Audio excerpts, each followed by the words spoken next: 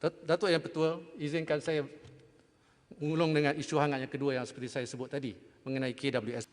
Isu ini telah diulas dengan mendalam dalam Dewan ini oleh tidak kurang daripada 15 ahli yang berhormat. Di sini ingin saya tegaskan satu hakikat. KWSP telah ditubuhkan pada tahun 1951 untuk simpanan persaraan ahli-ahlinya. Justru, majoriti caruman akan dilaburkan di dalam instrumen pelaburan jangka panjang dan bukan dalam bentuk tunai. Oleh sebab itu, setiap pengeluaran luar jangka yang sebegini memerlukan perincian dan pertimbangan yang rapi. Segala isu berkaitan akaun 1 KWSP berbalik kepada mencari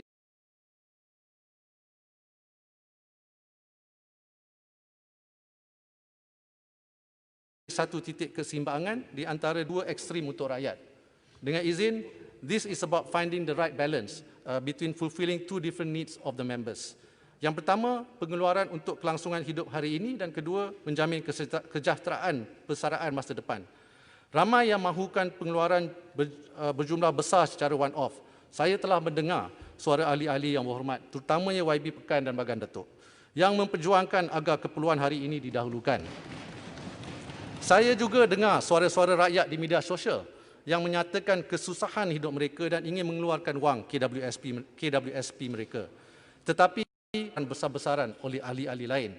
Namun, pada bulan Mac tahun ini disebabkan oleh keadaan yang luar biasa, kerajaan inilah yang pertama sekali membenarkan pengeluaran dari akaun 2 KWSP. Melalui program Air Lestari, seramai 4.7 juta rakyat dibenar mengeluarkan simpanan akaun 2 hingga RM6,000. Sewaktu itu, mungkin ahli yang berhormat sudah lupa, tetapi kerajaan dikritik keras kerana mengadakan inisiatif ini. Saya nyatakan perkara ini untuk menegaskan bahawa kerajaan responsif dan akan bertindak jika langkah itu wajar demi kebaikan rakyat tanpa mengabaikan tanggungjawab lain. Pada 6 November, program Air Sinar diperkenalkan, di mana KWSP telah membenarkan 600,000 ahli mengeluarkan sehingga RM6,000 dari akaun 1. Ini kemudiannya ditambah baik apabila KWSP mengumumkan skop kelayakan diperluas kepada 2 juta ahli yang aktif. Kini boleh mengeluarkan sehingga RM9,000 atau RM60,000 dari akaun 1, bergantung kepada terma kelayakan. Namun, kerajaan terus peka kepada rungutan ahli dan cetusan pendapat dari ahli-ahli yang berhormat sendiri tentang syarat-syarat yang terlalu ketat. Contohnya, ahli yang sudah berhenti mencarum beberapa tahun tetapi masih mempunyai simpanan namun tidak layak untuk membuat pengeluaran dari akaun 1. Ada pula ahli yang tidak hilang pekerjaan tetapi gaji, allowance atau overtime telah dipotong dengan ketara hingga menjejas kemampuan mereka menampung perbelanjaan diri dan keluarga. Mereka juga merungut kerana tidak layak memohon. Kerajaan mendengar semua ini.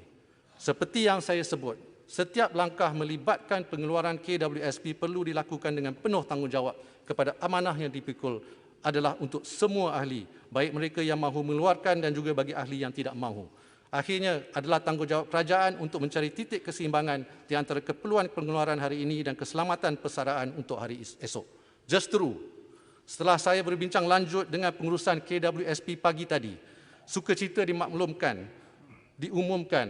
bahawa program Air Sinar kini dibuka dan diperluaskan kepada semua ahli yang terjejas pendapatan mereka.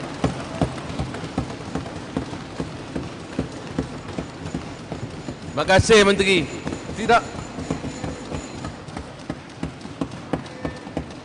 Tidak kira sama ada disebabkan hilang pekerjaan ataupun telah terkurang pendapatan mereka tahun ini, ahli tersebut layak memohon untuk membuat pengeluaran dari akaun 1. Tanpa mengira sama ada ahli tersebut bekerja sektor formal atau bekerja sendiri, tanpa mengira ahli aktif mencarum atau tidak, selagi terjejas pendapatan dengan ketara, bolehlah mengeluarkan simpanan dari akaun 1 KWSP.